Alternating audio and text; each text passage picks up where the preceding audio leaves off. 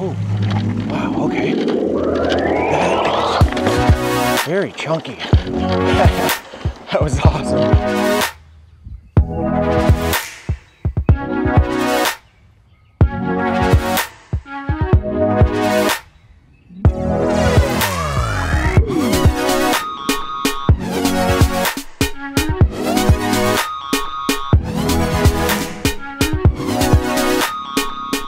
And this right here is the Aventon Ramblas.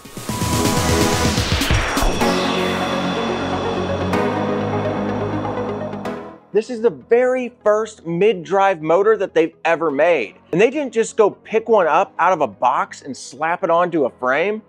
They helped design this motor specifically for the Ramblas. This bike could be the bike of the year, in my opinion. So first, before we get into the e-bike part of this, let's go over what makes this a super capable mountain bike right out of the box. Now, the first thing you're gonna notice on this is that it is a hardtail e-bike. We've got a front suspension and it comes with a RockShox 35. Now, this suspension I was a little suspect of whenever I first saw it, and that's because this RockShox 35 is actually a coil fork. It's not an air fork.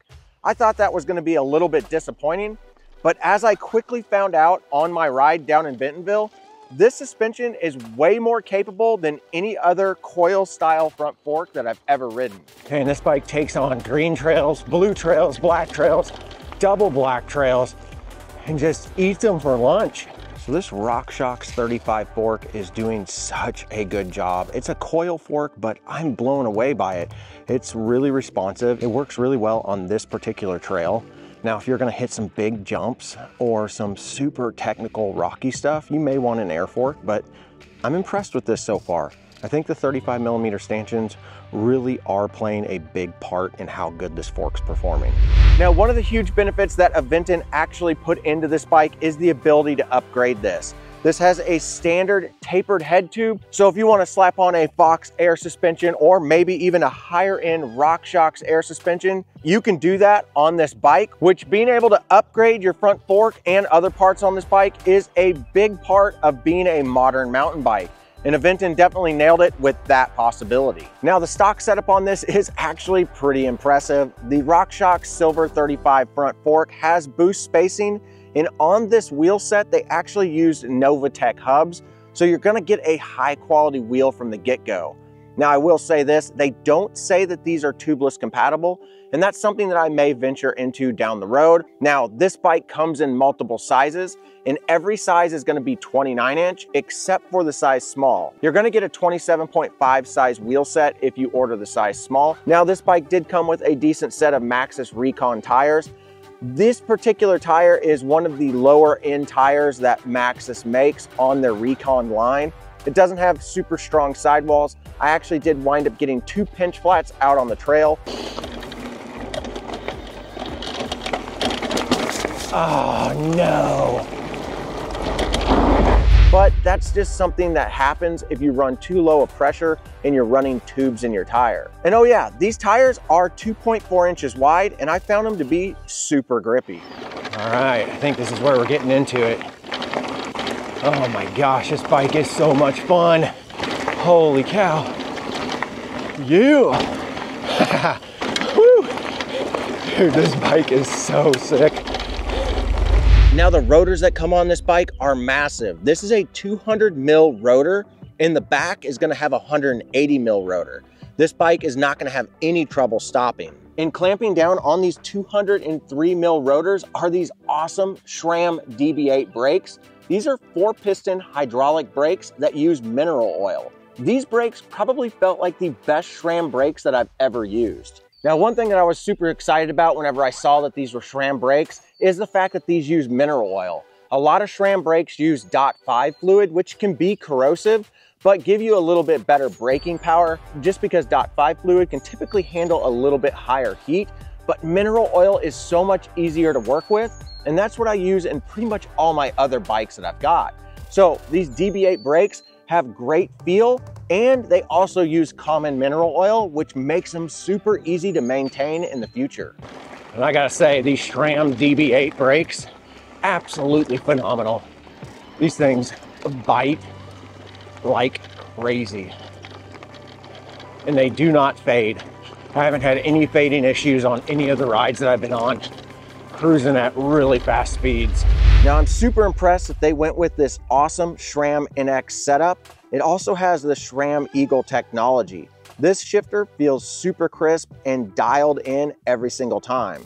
The only thing I wish was a little bit different is the SRAM NX only allows you to shift through one gear at a time. So if you want to go up or down, it's a single click per gear. And up here, you're going to get an official SRAM chainring. This is going to be a 34 tooth, which is a really nice size for a mountain bike and also an eMTB. Now the cassette on this is an Eagle cassette with an 11 tooth at the lowest gear for your top speed and a 50 tooth up here to help you climb up any hill. And back here, you also get a SRAM NX rear derailleur. This is a super crisp 12-speed rear derailleur. If you're not familiar with the SRAM setup, I absolutely love these derailleurs because they have what they call a clutch built in. So when you start hitting bumpy stuff, this derailleur is not going to flop around on you. But if you need to take your wheel off, SRAM has a really awesome setup where you push down on this and then you'll push this little button in right here and it locks the derailleur open. This makes it really easy to do maintenance on your bike. But the shifting on this bike is super crisp. Now, I haven't used a lot of SRAM shifting. I have off and on throughout the years, but it's always really crisp. I'm growing to really like SRAM products quite a bit. Now, something that really impressed me with this is that this looks to have the UDH standard on this. UDH is a universal derailleur hanger, which if that's the case, this will allow you to use the new SRAM transmission that they just came out with. And not to mention, finding a derailleur hanger is going to be super simple because it's universal. So all you have to do is go into a bike shop and say, I need a universal derailleur hanger.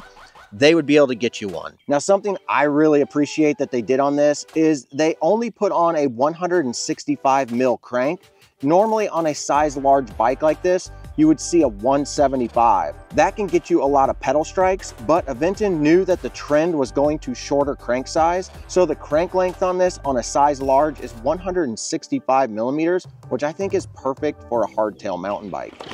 Now, one thing I do like about this bike is I looked and it has 165 mil crank arms, which is kind of unique and becoming more popular. There's some technical stuff. Let's go, let's go, let's go. Yes. So going through like rocky stuff like I just went through is really nice because you're not hitting your crank arm on a lot of stuff. Most size large bikes have a 175 millimeter crank. So 10 mils smaller is kind of a big deal. Okay, here we go. Oh boy, oh boy. Yeah, that's sketchy. Now, something that you see on some bigger brands is they'll have this awesome drivetrain that's all SRAM or Shimano, but then they'll throw on a generic chain. Not with Aventon. They went with a full SRAM setup, so you're getting an official SRAM Eagle chain on here that also has a quick connector on it. So just like with any good mountain bike, you need a dropper post these days. And this particular one has a 150 mil on the size medium and large and a 125 on the small. Now, this particular seat post, I couldn't find any branding on it, but it did perform nearly flawlessly out on the trail. And this is also going to come with a relatively comfortable seat. This is called the 3D Groove. I haven't heard of this particular brand, but the 20+ miles that I put on this bike out on the trail, really, this seat was super comfortable. I'm not going to lie, hardtail e-bikes, I wasn't sure how it would actually go, but I've ridden a few now. And it's my thing. This is so fun. All the trails that I ride, there's not a need for full suspension. I'm not hitting big drops, big jumps. This is what I like to ride right here. So yeah, that hardtail e-bikes, it's the way to go. Save your money. If you ride trails like me, your wheels on the ground, occasionally jumping, very small jumps. Get a hardtail, get this bike, get this bike. That is my recommendation. Now the Ramblas is going to come with some nice lock-on grips that I found to be really grippy. Now the dropper post is nicely integrated with the brake lever, so you're not gonna have multiple things clamped to your handlebars. It just simply bolts underneath the clamp on the SRAM DB8 brakes. This is a super nice clean look, and this lever feels pretty good. Now I do think that Aventon went with a great size handlebar on the size medium all the way up to the XL. This is 760 millimeters wide. It's about 20 millimeters shorter than what I typically run, but I found this to be a good width. That way I felt like I was in control when going down some fast terrain, but also narrow enough to get between some tight situations. Now let's go over some of the e-bike stuff that's actually on this. This is Aventon's very first motor that they came out with that's mid-drive. This is called the A100. It puts out 100 Newton meters of torque that is completely customizable within the app. And when I say it's customizable, it's more customizable than any other brand that I've ever ridden. And Aventon makes it super easy because their app is dialed and polished, so anybody can get in there, make some setting changes, and if you don't like it, you can simply set it back to the factory settings. I really like what Aventon has done with this, and the power that this motor puts out blows away any Shimano motor that I've ever been on. Also, I really do like the integration of the screen up front here. It's a nice color, minimal screen that gives you all the information that you would ever need riding. And the control panel is super minimal with a power button, a plus, and a minus button. This also has a walk feature, so if you do want to have help walking up a hill, this little guy can actually do that for you. Now integrated in the frame down here is a 708 watt-hour battery that they're claiming on the lowest setting will get you about 80 miles. And I can tell you the rides that I've been on this already, I've been really impressed with the battery life. Running this thing super hard on my local trails and down in Bentonville, this bike performed and gave the battery life that I would expect out of a bike twice its price. All right guys, I'm 14.5 miles in, and right now I am showing right at 53% battery. I have been ripping it for the past 6 to 7 miles on turbo mode, up hills, down hills. This bike is performing unreal. It's unreal. I don't know what else to say about this bike. It's doing so well. I can't wait to ride this bike all throughout the summer. This is my current favorite bike, hands down. Now the motor puts out 100 Newton meters of torque with a peak output of 750 watts. And that makes this bike a class 1 e-bike, which I think is perfect. I don't think you need anything more for mountain biking. In fact, most trails won't even allow you to ride anything more than a class 1. A class 1 e-bike is no more than 750 watts and no more than 20 miles an hour at max speed. So Aventon did a really good job at making this an official class 1 eMTB. And just looking at this bike and knowing how it rides and how it was built and designed, and you can really tell that the people at Aventon are actually true mountain bikers. They really address everything that a mountain biker would possibly want in an eMTB. Now, something that I think is really important to take note is the quality of this frame. Aventon makes their own frames in their own factories. And from what I understand, this bike went through several iterations, up to 5+ iterations, before they said, this is the bike we want to ship. I think they absolutely nailed it. They've got a quick, snappy bike that works really well on just about any trail. The big thing on this bike is it's super heavy duty. The welds look super professional. They've added some extra strength areas so you don't have to worry about your frame getting damaged or cracked. The frame itself has perfect geometry, in my opinion, for a hardtail mountain bike. This has a 66.5 degree head tube angle. This is gonna allow you to get super rowdy, but not be so slack on the front end that you feel like you can't climb any hills. And going along with the 66.5 degree head tube angle, you've got the perfect 74.5 seat tube angle. This is gonna allow you to be comfortable pedaling this bike on flats and up hills. Now, there are so many positive things on this bike. I do want to point out a few of the things that I wish were a little bit tightened up or just a little bit better, but I do like the fact that there's room for improvement on this bike in the future. The first thing and the most noticeable thing is the noise that comes from the motor. Well, I don't really want to say it's from the motor. It's actually from the freewheel that attaches the crank arm and the chainring.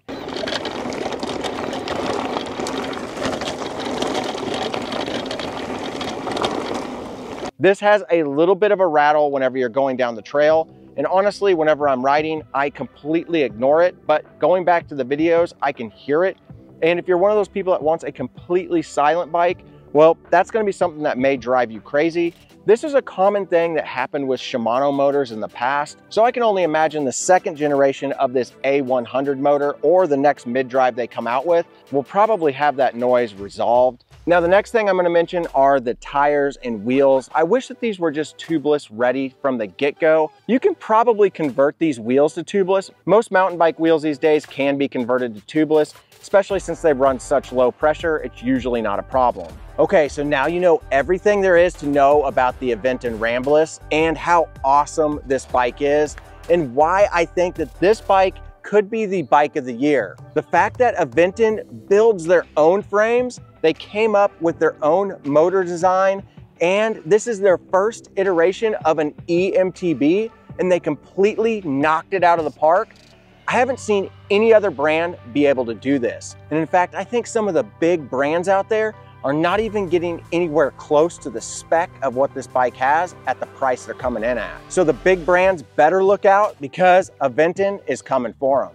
All right, guys, if you want to pick up your own Aventon Ramblas, and I would highly recommend it, and you like this video, make sure you use my links below. That lets Aventon know that you came from my video and you chose to buy one of their products. And that does help out the channel at no extra cost to you. And guys, if you like this video and you like my reviews that I'm doing, I would really appreciate it if you haven't already subscribed. Go ahead and subscribe. It's no cost to you. Click that bell icon and also hit the like button and leave me a comment. Let me know what you think of the Aventon Ramblas. All right, guys, until the next video, get out there and ride your bike.